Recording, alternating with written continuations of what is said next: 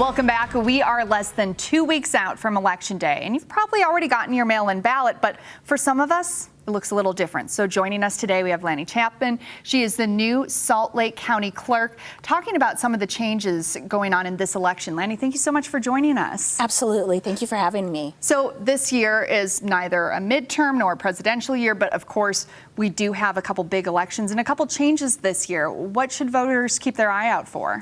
So it looks a little bit different this year because we have this special election, that Congressional District 2 race, because of Representative Chris Stewart resigning earlier this year. So some people will see what they're normally used to seeing in odd years, the municipal races. So your city mayor, your city council people, but also those people that live in Congressional District 2 will see our Congress also on the ballot this year. And that's why we had to push back the voting date. How has that impacted elections? You mentioned that you kind of had a mini election this week.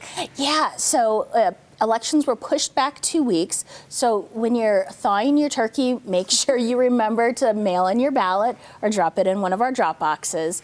So we have 2 additional weeks to mail our ballots in. And you mentioned a lot of people came this week already thinking that it was Election Day. Absolutely. So nationally, yes, it would have been. And but for moving it back, this past Tuesday would have been Election Day. So it's over your first year of taking over as Salt Lake County Clerk after your predecessor, Sherry Swenson. She held that position for 30 years.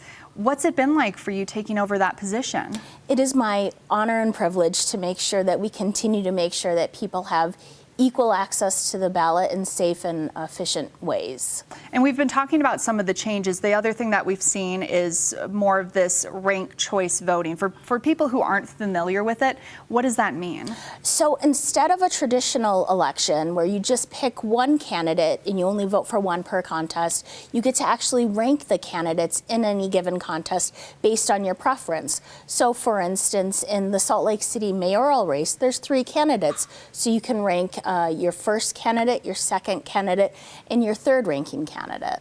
And I know you mentioned that's up to each city and county depending on what the election is. And we mentioned it seems to be more common. We're seeing more of those pop up on ballots. Why do you think that is? Well, for one, it saves a bit of money. The cities don't have to have a primary. So instead of having a primary and a general, all the candidates move to the general election. It can also make for a bit more of a civil election because instead of saying, I'm different than them, you're saying, this is my platform. However, if you don't like me, put me for second.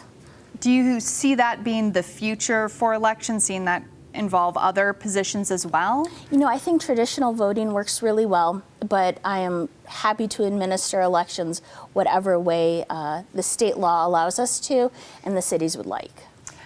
Before we go, we want to talk about any important dates that people need to keep in mind for voting. What are some important dates people should know about? Sure. Early in-person voting has already started. So if you would like to vote in person, that has already started at the Government Center. And next week we will expand that to Sandy, West Valley, and Harriman. And then, of course, Election Day this year is November 21st. So when you're thawing your turkey, remember to turn in your ballot. Because we have so much time on that day, right? Maybe do it a day early or just to be safe. Before we go, where can people find more information? Definitely check out my website at slco.vote. All right, Lannie Chapman, thank you so much for joining us.